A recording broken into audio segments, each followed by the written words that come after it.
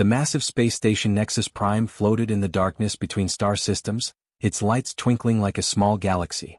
Inside the central hall of the Galactic Cartographers Guild, hundreds of different alien species moved around huge floating displays showing maps of known space.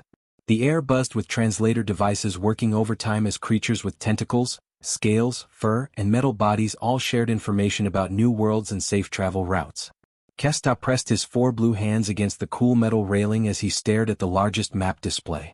The young Zephyrian's silver eyes moved across thousands of colored dots representing star systems, trade routes, and colonies. But there was something wrong with the map.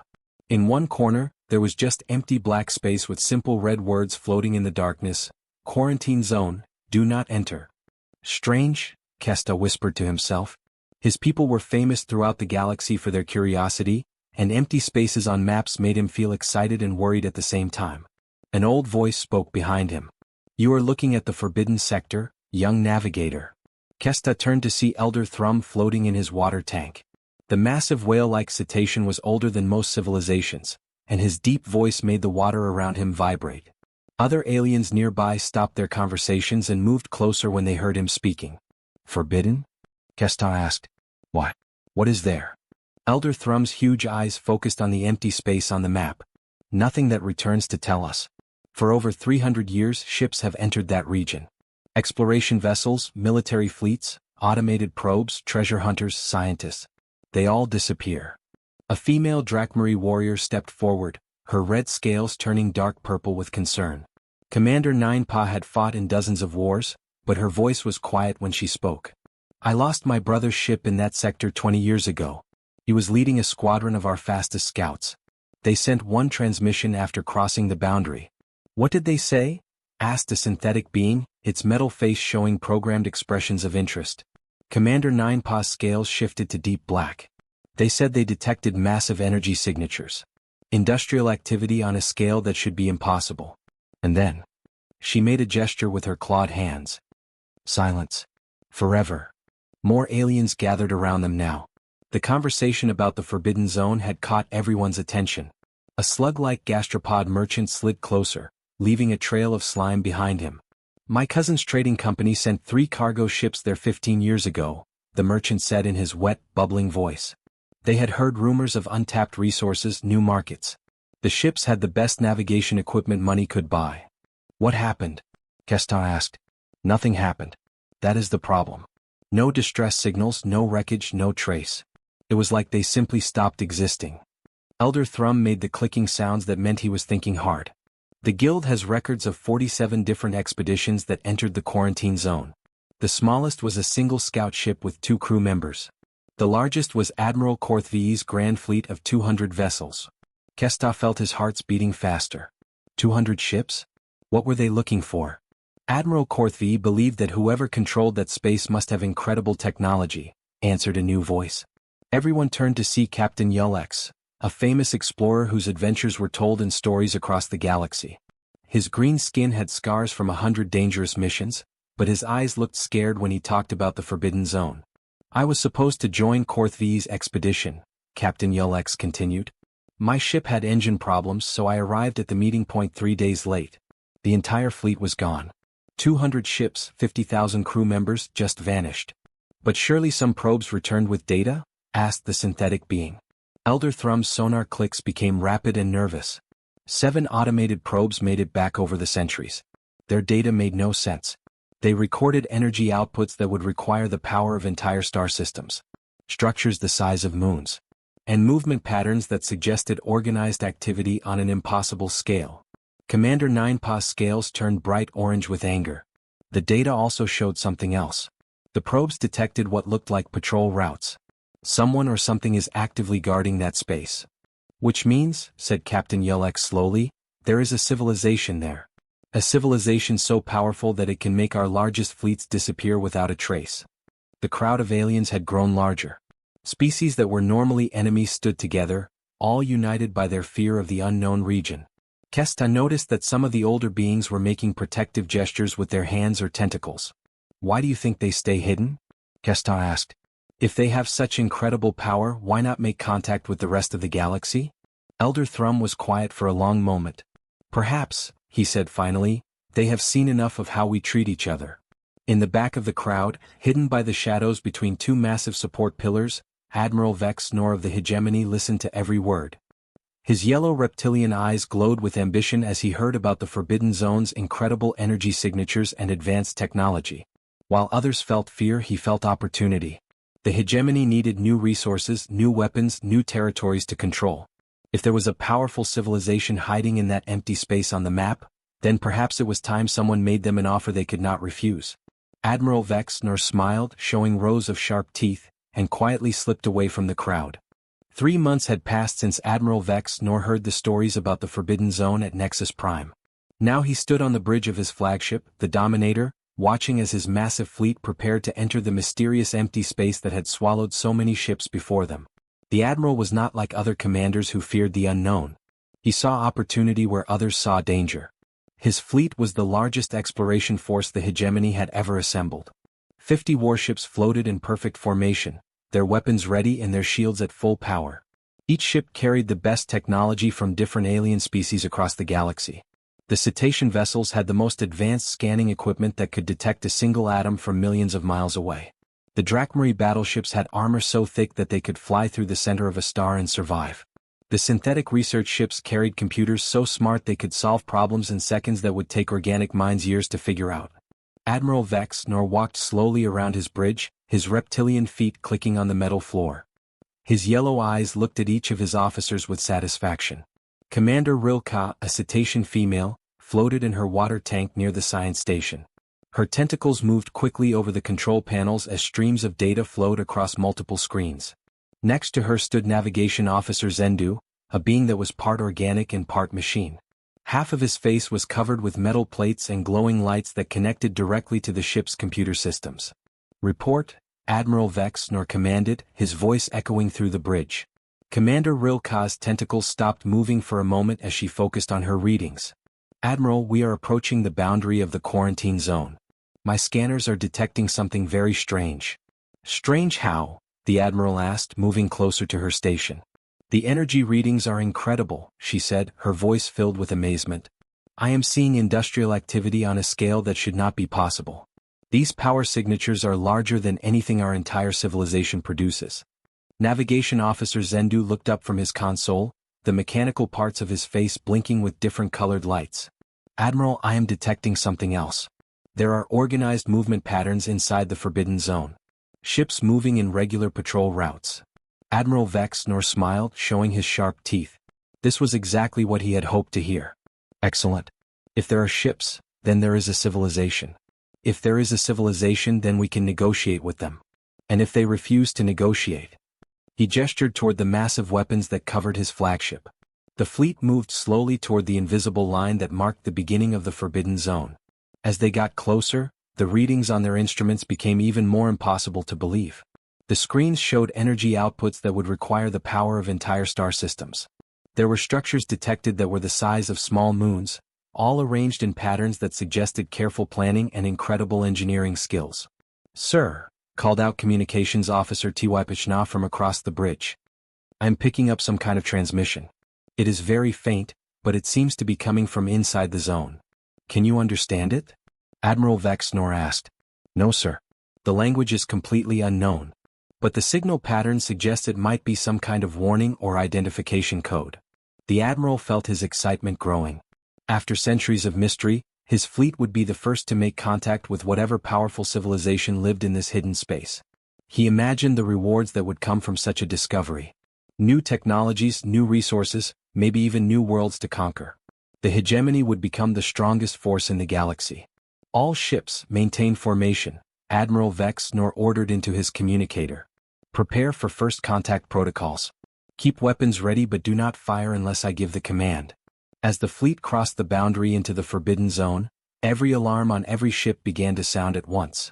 The space around them, which had appeared empty on their long-range scans, suddenly filled with ships.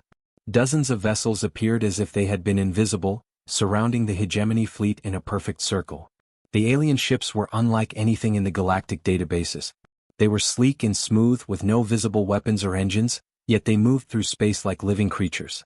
Their hulls seemed to be made of some material that shifted and changed color as they moved. How did they hide from our scanners? Commander Rilka asked, her tentacles moving frantically over her controls. I do not know, Zendu replied, his mechanical components working at maximum speed to analyze the new ships. They are using technology that is completely unknown to us. Admiral Vex nor stared at the view screen, counting the ships that had appeared around them. There were at least 50, exactly matching the number of vessels in his own fleet. It was as if whoever controlled this space had known exactly how many ships were coming and had prepared accordingly. Then, something happened that surprised everyone on the bridge. A voice came through their communication system, speaking in perfect galactic standard, the common language used by all civilizations. Unknown vessels, you have entered restricted space.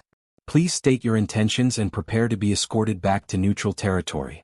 Admiral Vex nor looked at his officers, seeing his own surprise reflected in their faces. Whoever these beings were, they knew about the outside galaxy. They had been watching and learning. The real question was, what did they plan to do about uninvited visitors? The voice that came through the communication system was calm and polite, but Admiral Vex nor could hear the quiet strength behind it. On his main view screen, a face appeared that made everyone on the bridge stare in confusion. The being looked so ordinary, so fragile compared to the powerful aliens that made up the hegemony fleet. I am Captain Jinho Kim of the Human Defense Force, the figure said. His skin was smooth and pale, with no scales, no natural armor and no visible weapons. Two small eyes looked directly at Admiral Vex nor with an expression that seemed almost friendly.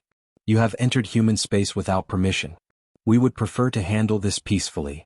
Admiral Vex nor stood up from his command chair, puffing out his throat sac in the traditional display of dominance that his species used when meeting new aliens. His reptilian form was twice the size of the human on the screen, covered in thick scales that could stop most weapons, with claws that could tear through metal. I am Admiral Vex nor of the Galactic Hegemony, he announced, his voice booming through the bridge. By what right do you claim control over this sector of space? You appear to be nothing more than a weak mammal with no natural defenses. Captain Jinho's expression did not change. He did not seem impressed by the Admiral's size or threatening appearance. We claim this space by right of inhabitation and by our ability to defend it. We have been observing your galactic civilization for quite some time, Admiral. We know about your wars, your conquests, and your methods of dealing with weaker species. Commander Rilka's tentacles moved quickly over her scanning equipment. Admiral, she whispered urgently, I am detecting massive power sources on their ships. The energy readings are unlike anything in our databases. Navigation Officer Zendu looked up from his console, the lights on his mechanical face blinking rapidly. Sir, our computers cannot identify their technology. It appears to be centuries ahead of anything we know. Admiral Vex nor ignored his officers and focused on the human captain. You say you have been watching us? Then you know the power of the hegemony. We control hundreds of star systems and command fleets that have conquered entire civilizations. Surrender now and we will treat you fairly. Captain Jinho remained perfectly calm. Admiral, I need you to understand something important. What you see on your screen is one patrol ship from our border defense force. We are not a conquering species, but we are not helpless either. One ship. Admiral Vex nor laughed, a harsh sound that echoed through his bridge. I have 50 of the most powerful warships in the galaxy. Your single vessel cannot threaten us. Actually, Jinho said quietly, there are 47 ships surrounding your fleet right now. And Admiral, these are just our border patrol units. Our main defense forces are much larger. The hegemony officers looked at their screens in shock. The scanners were showing exactly what the human had said. 47 ships, all invisible until that moment, had appeared in perfect positions around the hegemony fleet. Each alien warship was surrounded by human vessels that moved with impossible grace through space. How? Commander Rilka gasped. How did they hide from our scanners? Captain Jinho seemed to hear her question through the communication link. Our stealth technology is quite advanced, Commander. We have had 300 years to develop our defenses while watching your galaxy's various conflicts. Admiral Vex nor felt his confidence beginning to crack, but his pride would not let him back down. Tricks and hiding will not save you from superior firepower. All ships prepare to attack. I would not recommend that course of action, Jinho said, his voice still calm but now carrying a note of warning. But if you insist on violence, we will defend ourselves. The Admiral gave the order to fire, and 50 hegemony warships unleashed their most powerful weapons at once. Beams of energy that could destroy planets shot out toward the human ships. Missiles with warheads that could crack moons flew through space in perfect formations. The combined firepower was enough to turn an entire star system into dust. But something impossible happened. The human ships did not try to dodge or run away. Instead, they seemed to absorb the attack completely. The energy beams simply disappeared when they touched the human hulls. The missiles exploded harmlessly against shields that showed no sign of damage. Then the humans fired back. What happened next would be talked about in whispers throughout the galaxy for years to come. The human weapons did not look impressive. There were no massive energy beams, no giant missiles, no dramatic explosions. Instead, small points of light shot out from the human ships and gently touched each hegemony vessel. Every hegemony ship stopped working at once. Their engines shut down, their weapons became silent, their shields disappeared. The proud warships that had conquered dozens of civilizations now floated helplessly in space like dead metal. "Your ships are undamaged," Captain Jinho explained as Admiral Vex nor stared in shock at his powerless fleet. "We have simply disabled your weapon and engine systems. No one has been hurt, but you are no longer a threat." The Admiral's voice came out as barely a whisper. "What are you?" Jinho smiled, and for the first time the expression looked slightly sad. "We are humans, Admiral. We are what happens when a species chooses to build instead of destroy, to learn instead of conquer, and to defend instead of attack. We have been waiting a long time for someone from your galaxy to find us. We just hoped it would be under better circumstances." Admiral Vex nor looked around his bridge at his terrified officers, then back at the human captain on the screen. For the first time in his military career, he was completely out of options. The human ships guided the disabled hegemony fleet deeper into their territory with gentle but unstoppable force. Admiral Vex nor sat in his command chair, staring at the view screen as impossible sights filled his vision.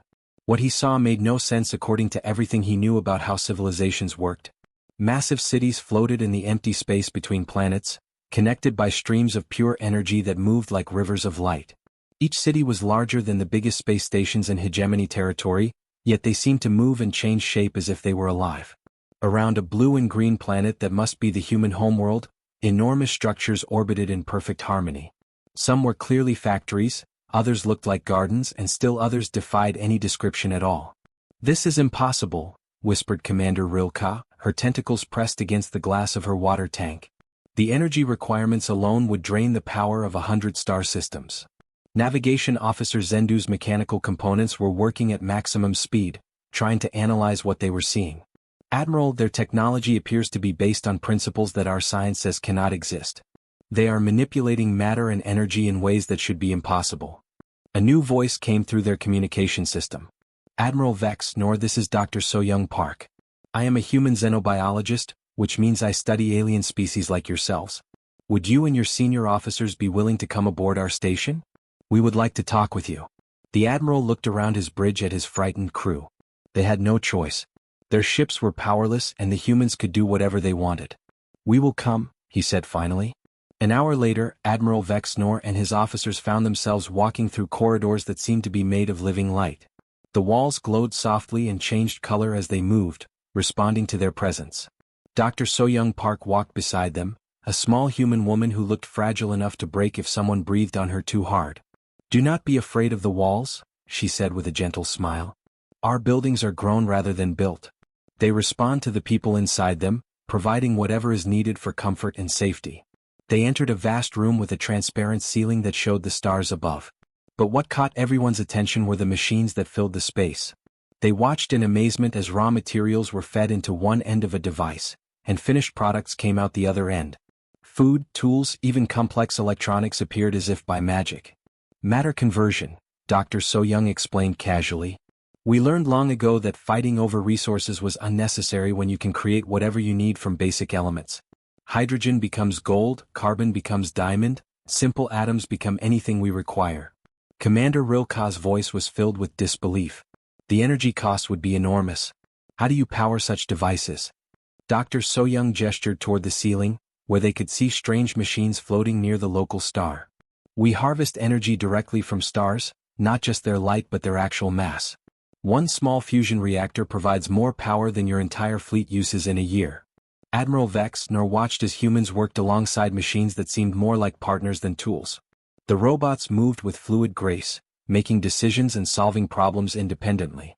Some appeared to be having conversations with their human colleagues, discussing ideas and sharing jokes.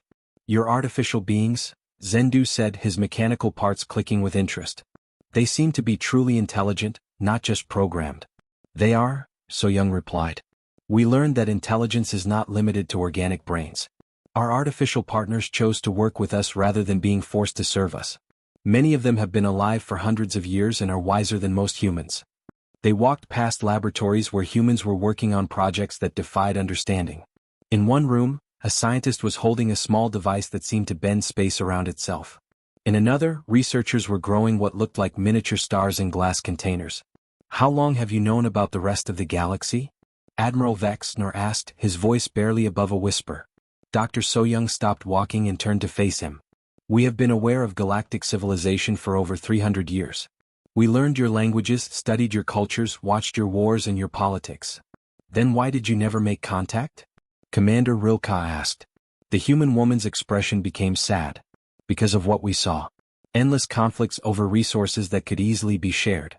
Species enslaving each other for labor that machines could provide better. Wars fought over territory when there are billions of empty worlds waiting to be settled. We decided that isolation was safer for everyone. They entered another room where the walls showed images from across the galaxy. Battles between different alien species, slave markets, planets stripped of their resources and left barren. The humans had been watching everything. We are not pacifists, Dr. So-young continued, as you discovered when you attacked our ships. But we prefer to build rather than destroy. We grow our populations by choice, not conquest. We create abundance rather than fighting over scarcity. Admiral Vexner looked at his officers and saw his own thoughts reflected in their faces. Everything they believed about power, about strength, about how civilizations must work was being proven wrong. The humans had achieved something that seemed impossible. A society without want, without conflict, without the endless struggle for resources that drove every other species in the galaxy. What do you want from us? He asked finally. Dr. So-young smiled again, but this time the expression was filled with hope rather than sadness. That, Admiral, is exactly what we need to discuss.